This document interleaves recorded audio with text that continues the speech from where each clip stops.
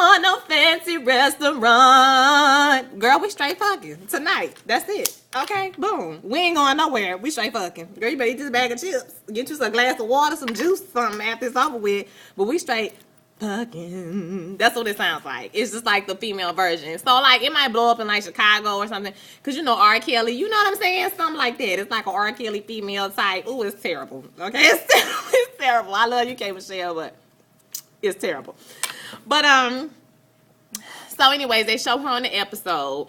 Apparently, Adriana, who is friends with Mimi with the short hair, I mean, she be having sex with a lot of people, or maybe it's just that it's just coming up on the show, because it's always an issue with her because she had sex with somebody. But anyways, she did a radio show some months ago and said that she had sex with one of K. Michelle's ex-boyfriends. And so her and K. Michelle, of course, just met on the first season. So, you know, they were cool. They were friends. So K. Michelle felt like you was wrong for lying to me about sleeping with my ex-boyfriend. You should have just told me when you met me. I shouldn't have to find it out like that. And I understand why she's upset, because you did violate the G code. But at the same time, like, girl, y'all ain't been together in years and years. You know what I'm saying? It's like maybe she felt some type of way about telling you. You know what I mean? Like, she felt like you was gonna get mad. That's probably why she didn't tell you, because you're so argumentative and you are so angry and you be popping off. So it's probably like, well, I want to tell her, but you know, I don't know. I don't want her to get upset with me because we just becoming friends. So I could see both points of view.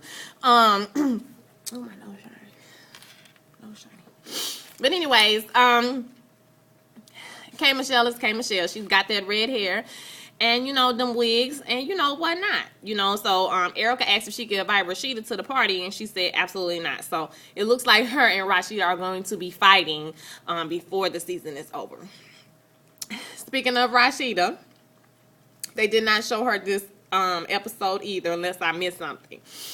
But Rashida is going to be pregnant. She's pregnant this season or whatever. So I don't think the whole thing about her husband saying let's get a DNA test and all that, I think that's just for the show. Like, they together, they not finna get divorced. She's gonna have a baby. She's beautiful. Why would he ever leave her? Rashida's beautiful, even though she can't rap. She be talking about bubble gum and shit, and you a grown ass old ass woman.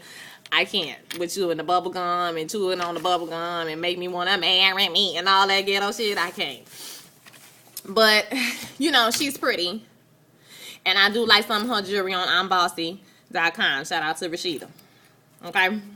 So, yeah, so basically at the end of the episode was the culmination, the climax of the episode is when Stevie J and Mimi are in the house, and Mimi's washing dishes, you know, just like the happy little wife. And so, and they're talking about the future, you know, basically Stevie like, when you gonna let me hit that? You know, boom, boom, what's up? You know, you living up in the house, but you ain't giving me none. You know what I'm saying? So, what we gonna do to correct that problem? And so she was like, nigga, whatever, you dreaming, you in a fantasy world, you will never get none of this cookie. Whoop, whoop, girl, please. We all know that's a lie. But anyways,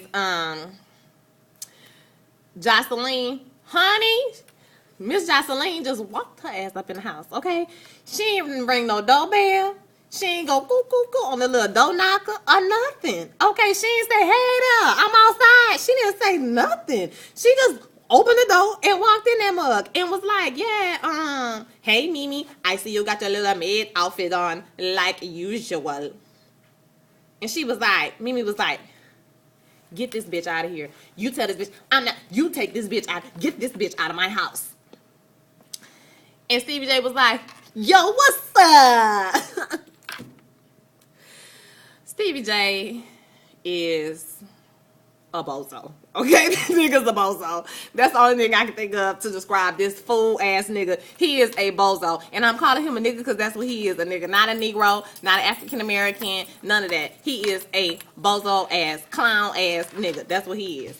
And Mimi gets upset. My problem with Mimi is, okay, well, let me tell you what happened. So Jocelyn, she says hello, whatever. She like a prostitute. And she said, you up in here cleaning up, looking with your maid outfit on. She's like, girl, I got a t-shirt on. Get this bitch out of here. Woo, woo. So he ended up putting the girl out. And she called her a prostitute and all of this. So after Stevie J goes back into the house, they argue in the bathroom. She like, you know, you won't let this hoe call me a maid. And you ain't going to say shit. She threw the bottle on. The producers had to get in between them.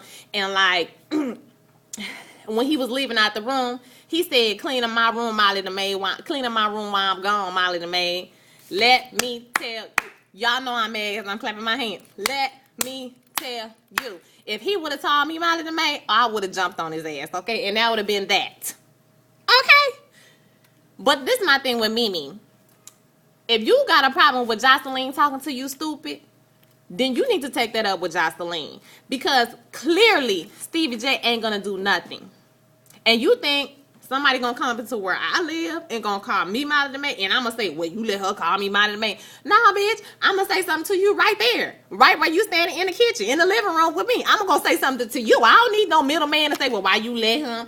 I understand that sometimes you feel like he should be saying, don't be calling her that, don't do this and that, and whatever. But he ain't on your side, because when they was arguing, he was like, she was calling her hoe. He said, well, why you gotta call her hoe? Why you calling her hoe? But he don't do that shit with Mimi. I mean, he don't do that shit with Jocelyn. When she talks about Mimi, she said, oh, we talk about each other.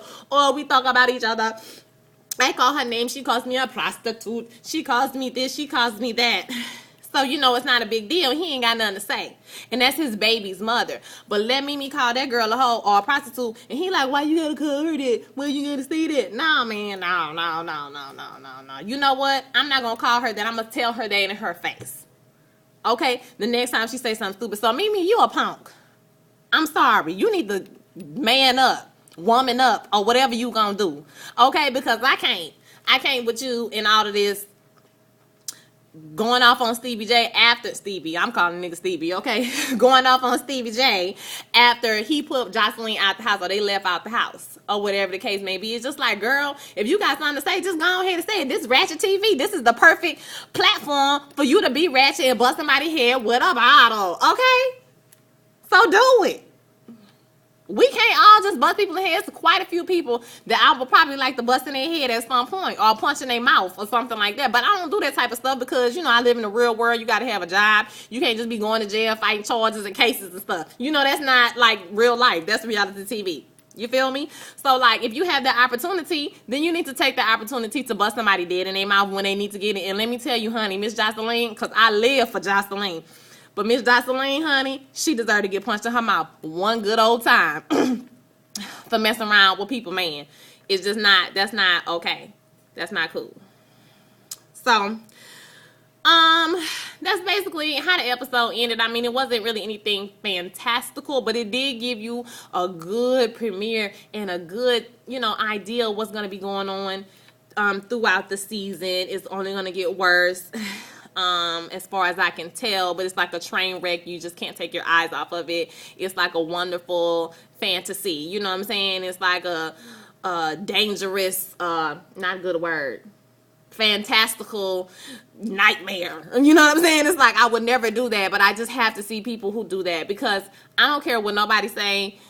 I don't think Jocelyn a man no more, but her face is so strong. Like, I ain't never seen no woman with no strong face like that. Her bone structure is off the hook. Okay? Her face is chiseled. I'm sure she resembles her father because her face is strong. I don't care what nobody say. Ain't nothing cute about that. She look like a dude with a whole bunch of makeup on, for real. And I live for Jocelyn. I live for her because she don't give a what? She don't give a that's right. So, it comes on either tonight or tomorrow. I can't remember. But I'm going to do my Love and Hip Hop Atlanta reviews from now on for this season. I'm excited about it. So please tell me what you think. Like, rate, subscribe to my page. I'm crazy. I ain't that crazy, but I'm crazy though. And I say what I want to say, and I don't care what nobody think. But, you know, comment. Tell me what you thought about the show. Tell me if you thought it was great Ratchet TV, or tell me if you think, you know, people need to be moved or changed, or what do you think should happen this season? Give me your opinion. All right, y'all have a good day. Bye.